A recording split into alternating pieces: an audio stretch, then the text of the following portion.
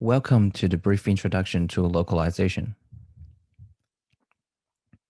When you're considering how to adapt a material for different languages, there are two major options: translation and localization.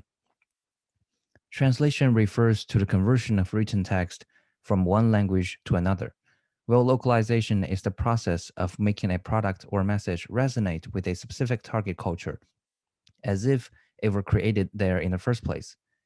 Translation is one aspect of localization, but localization is more extensive. If translation is trying to convert words from one language to another, then localization is converting the sentiment and ideas behind words. Localization makes a product culturally relevant and appropriate. This often includes changes to communication styles and visual elements. Translation changes the language of a text, while localization is a process of comprehensive adaptation. Localization takes into account cultural nuances of the new market besides just language translation. It is typically performed for video games, movies, software, and apps, but this process can happen every time a product is looking to appeal to an international clientele. The history of localization dates back to the 1980s, when computers were not just for engineers anymore. They began to make an appearance in homes and offices. These everyday users needed software that would help them do their work efficiently and in a way that met their local language, standards, and habits.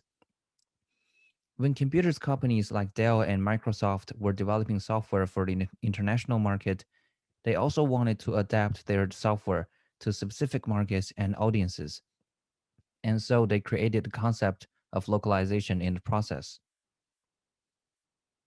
Translation is only one of several elements in the localization process.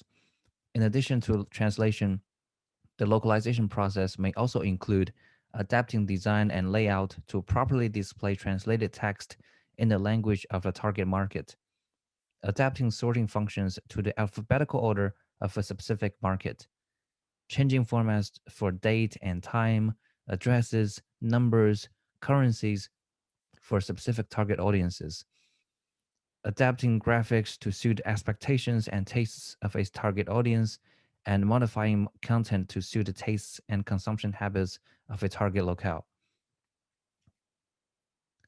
For example, when creating the film Zootopia, Disney modified its animation to accommodate multiple versions of a news reporter character. In the US, Canada, and France, the audience see a moose. There is a tanuki in Japan, a koala in Australia and New Zealand, and a panda bear in China. The aim of localization is to give a product the look and feel of having been created specifically for the target market, no matter their language, culture, and location. Another example would be the McDonald's. The fast food company operates over 30,000 restaurants in 100 countries.